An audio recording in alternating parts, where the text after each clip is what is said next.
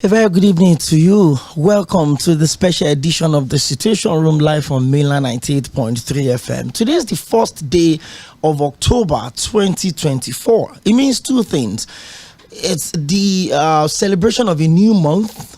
More importantly to every Nigerian is a celebration of the 64th anniversary of our independence. That glorious moment where the flag of Nigeria was, raised, and then it ushered us into a moment of self-discovery. It ushered us into a moment of identifying what we stand for as a nation, as a sovereign nation.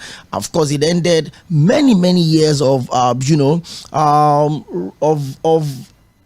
rulership that does not exactly reflect the nature of Nigerians. We talked about colonial masters that dictated to our people, gave us a culture that we don't exactly associate with. But 64 years down the line, the question we need to ask ourselves is this: how much of a justification can we exactly give to our independence as a country, beyond just saying, oh, we're independent, we don't have colonial masters? Are we truly independent of every single baggage that we came into from the amalgamation of the country in 1914 down to 1960, down to where we are today? And like I said, the big one here, Mainland FM clocks 3 years today. Exactly on the 1st of October 2021, we went on our first broadcast, and we're here and we're celebrating, and more importantly, every one of us listening to us today. If you're tuning in for the first time, we say welcome. If you've been following the conversation for the past 3 years across board, politics, sport, entertainment, reviews, every kind of program, everything you're looking for on radio, it always been with us for the past 3 years. So as we're celebrating a new month, we're also celebrating the 64th year anniversary of our independence, and we're celebrating the 3rd year anniversary of your own #1 talk station in Lagos and the sound of Lagos itself, mainland 98.3 FM. So we appreciate everyone that has stood with us for the past 3 years. We love you, and we appreciate every of your commitment, because without you, we'll certainly not be on this side talking, because I can't be talking to myself. My name is 괶ᴜᴜᴜ AKINYODE. Today's program is a special edition, so we're running for 120 minutes from 4 to 6 p.m. We have 3 guests lined up for the conversation today. It's a special edition. It's a roundtable discourse to look at how far we've come in the journey of self-discovery as a nation. I have with me on the show today the Executive Director of the Electoral College Nigeria, Mr. Adekunle Lawal. I'm sure you'll be surprised where I got the Adekunle from. Don't worry, I got that covered. And once I'm done with him, we're going to switch over to Professor Elias Nakamlamle from the Department of Conflict Management and Peace Studies, University of Jos. He's a professor of conflict management. He's going to join us also on the show. And the last would be our own comrade, Santos Laraba. Everyone calls him Salt. He's going to join us on the show. He's also partly from the academia, but he's more of a social critic and a public affairs analyst. So we have the conversation loaded today. Once again, you're welcome. My guest is already on standby, so we get straight up into the conversation 4 to 5:30 p.m. But because today we're celebrating the 3rd year anniversary of the station, we're also celebrating the 64th anniversary of our independence, and also a new month. We're extending for 120 minutes, that's 4 to 6 p.m. And today on the show, we're going to be focusing on the culture of leadership and nationhood, 64 years of independence, and the fire that has failed to ignite. The president addressed the nation this morning, and he said quite a lot of things. But I think the biggest of the things he said this morning that really caught my fancy while listening to that address was the fact he said that we have a 2014 report. We're setting up a confab for 30 days that will have a lot of the young people getting involved, coming to a round table to discuss the challenges that we have as a nation. But I had a big reservation in respect to that. And I said, how do we explain this? That we have a 2014 confab report that had not been implemented. Now we're announcing another conference for young people. Perhaps another opportunity to have the taxpayers' monies also spread across board, maybe to the boys that got involved, however way you want to look at it. We'll discuss all of that on the show today. But more importantly, we're going to be looking at the core of the problems that we faced in this country as a nation. We've had our challenges with election, we've had our challenges with our judiciary, we've had our challenges with the legislative arm of government, we've had our challenges with security, with food production, we've had our challenges even across the civil war. But all of this, we've kept together as a country. And as we celebrate 64 years of our independence, remember, just a few months ago, we also celebrated 25 years of uninterrupted democracy, the longest we've had since 1960, from 1999 till 2024. So we're here today to have this roundtable conversation. And to start that is the Executive Director of the Electoral College Nigeria, Mr. Nsoᴛɪᴏ. Good evening. Welcome once again to the Situation Room live from Milan 98.3 FM. Good evening, OPEYEMI. It's a pleasure to be here. Happy Independence Day to Lagos. Happy anniversary to Mainland FM. And I'll have my lawyers after you over the fact you used my full name, Adikun. Thank you. Okay, don't worry. We got you covered. I mean, I'm sure the station would also provide lawyers. I mean, I'm sure we have a lot of lawyers that will do pro bono for us. So let's get it on. But once again, happy new month to you. And we're celebrating 64 years of our independence again. Mr. Lawa, you and I had a conversation about 3 days ago, specifically on Saturday. And one of the things that you drove down to my subconsciousness is the fact that each time conversations like this come up, we always scratch the surface. We look at elections in this country as if it's the only problems. But we fail to address the foundation of this problem, which is how did we come together in 1914? And when we got our independence, were we truly ready for that? And that's where we're going to, break the collar on the show today. From 1960 till now, which is 64 years, Mr. Lawa, have we justified the independence that we asked for? Or can you confidently say that this country truly enjoys sovereignty? That's quite a difficult question to answer, especially when you're speaking publicly, but I'll attempt to answer it. So if we start the story of Nigeria, a lot of people blame Lord Lugard, and I'd like to dispel quite a lot of things, while I'm trying to rush down. I was only involved in the amalgamation of Nigeria. He fought within northern Nigeria to bring northern and southern protectorate together. But if you're now going to discuss how Nigeria is going to be and its first constitution, you will ascribe that to Littleton. Lord Lugard had nothing to do with the initial laws that created the entity Nigeria. Now, fast forward down to 1960, and, we have this conversation of our Greeks. I'll be honest, if you look at the way independence was sought across different African nations or other places in the world, including India, Nigeria didn't actually have to fight for its independence. Nigeria got its independence on the platter of gold. I think that is critical, and why I'm saying this, why it's critical to understanding where Nigeria is the fact that Nigeria as a whole, because we did not fight for it, we didn't grow an individual identity. So even when we got into the early politics of Nigeria, which was, in the 67, 68, our political parties were more regional than they were Nigerian. And that has truncated down the line if you go down to the NPN era, which was the 79 dispensation, and you see the same anomalies. The only thing that I think was different in looking at the way we advanced was when we got to 93, when, though we had the SDP and the NRC, we had actually 2 Muslims running for president in the SDP, and we had a Muslim, Bashir Tofa, as the NRC candidate. Now, what was funny was that Nigerians didn't care for the first time in their lives, whether it was a Muslim or a Christian, and they supported the Abiola King ticket, which was a Muslim ticket, and it wasn't a conversation. I think that was the first time we saw a glimpse of the identity Nigeria is supposed to have. But if we look at all our greats coming down, Ahmadu Bello, and I'm going to say this publicly, I know a lot of people might not agree with me. they had a kind of regional bias to them. Their ideas were not Nigerian.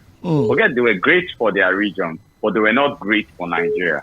And I know a lot of people don't agree with this, but you can look at their citizens clearly. They supported more a regional, they had a regional bias, and I wouldn't blame them because they were raised from childhood from a regional bias. So the concept of Nigeria as a whole was always difficult. So I'll tell you issues with Nigeria. First and foremost, if you go down to the basic of the matter, Nigeria has not had a Nigerian president. Every president identifies more with a tribe than he does with Nigerian country. They do this subconsciously, and it shows in appointments, etc., and a few other things, even in the way they carry themselves, in the way they dress. I think this has gone to the psyche of Nigeria. So Nigeria generally does not have a common identity, and leaders that kind of have a Nigerian perspective are seen as sellouts to their tribe, which is wrong. The most marginalized tribe in Nigeria are those who call themselves Nigerians, those who have extrapolated themselves from tribal pool of ethnicity. They are the most marginalized in Nigeria. And I know what I'm saying, so I'll give an example of myself. I've held different positions from National Public Secretary in a political party to run a candidate for Senate in the FCC in 2019 to becoming the head of the Electoral College post-2019 till date. And my name is Nsoᴛɪᴏ. My Yoruba is not very good. I'm part Fulani, part Yoruba. I was born and raised in core northern Nigeria, so my first language is Hausa. And I've seen how everybody, makes exciting comments. I understand Yoruba can't speak as much, but I've seen the way we roll with things. While I was campaigning in 2019, there were conversations, Yorubas have to take this thing. And I was like, no, if that's how you want, don't vote for me. And I had the Yoruba community against me because I made that statement. But the truth was that I looked at it that Abuja is, of course, belongs to every Nigerian. It's the capital city. I was running there. I didn't want to run tribal sentiment. It wasn't, I had lived in Abuja at the time I was running 19 or 20 years. I didn't look at it as, something I was going to sell, because even when I was campaigning sometimes, I went to the Hausa community. I spoke in Hausa, and Yoruba community, I tried to speak a little Yoruba. My in-laws, who were the South, because my wife's from Akwa Ibom, I tried to speak, the few things I understood with the South. So I celebrated Nigeria's diversity. I wasn't going to allow myself be zoned into a particular parameter. And I think this has eaten so much into us that so far our person is there. We're ready to take charge. Number one, I don't even believe in rotational presidency and federal character. That's a personal opinion. It's not the position of the Electoral College. Personal opinion, and here is why. If you're going to say federal character and rotate positions, how has rotation produced the best person present? I've not seen it. I'm yet to see it. It doesn't show anything. We have people that they've rotated. Even if we break it down into under a microscope and we look at rotation in state as regards state governors, how has that benefited any state? How has that benefited any House of Rep or Senate? So we move into this place, and then you have people that have not read the Constitution, do not understand jurisdiction of office. For me, I think that Nigeria needs to get down. If it's going to understand itself and have people that can lead the entity called Nigeria, we must first create a Nigerian dream.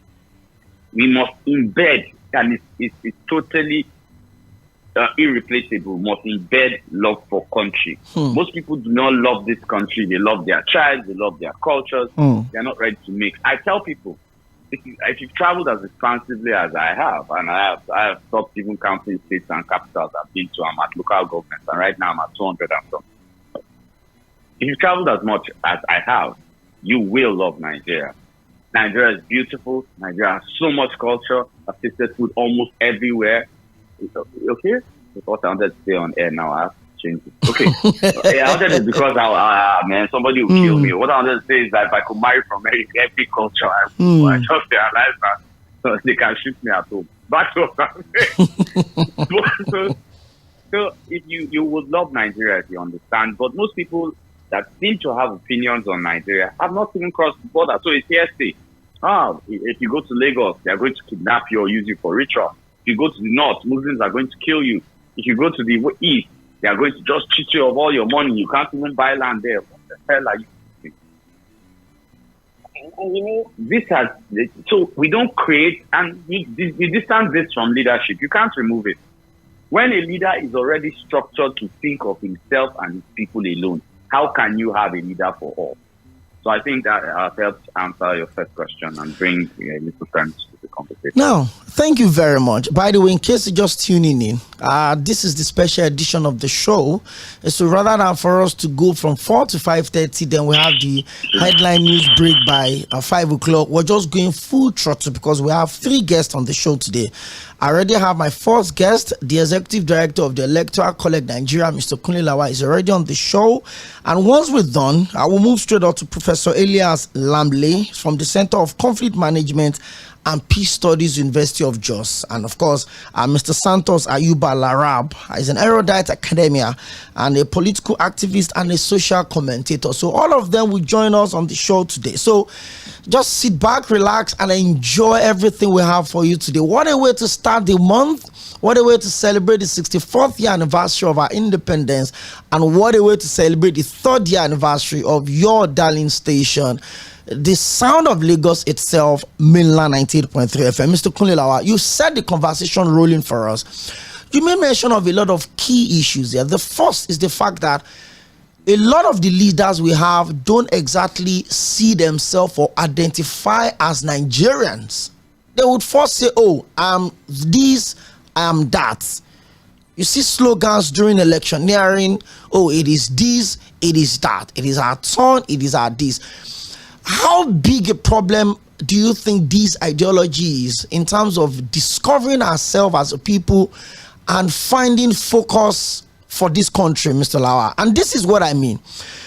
If people have saddled with the responsibility of administering leadership to this country, whether as a president or as a governor or as a lawmaker, it means irrespective of who the people in your domain are, you have every responsibility to take care of them, whether they belong to your tribe, whether they belong to your religion, whether they belong to your political affiliation. So your assertion is that we don't have leaders that have such mindset. So how bad has this affected the level of our development in the past 64 years, Mr. Lawa? Well, I think this has affected our development. It's fair to see.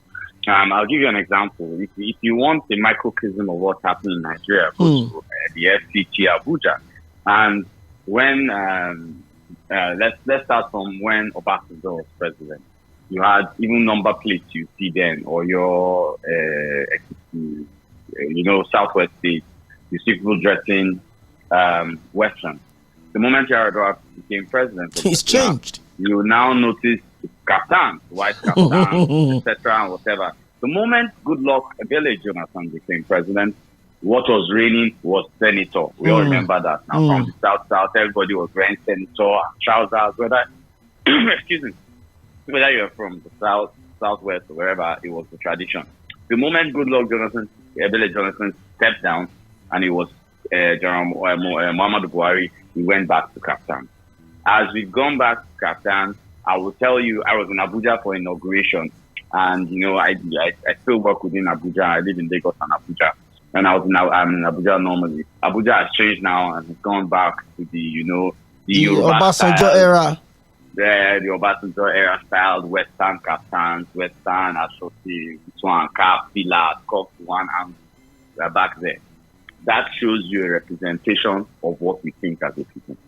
Now, so it means that if you're dressed like that, you have more opportunities with ministries, departments, and agencies.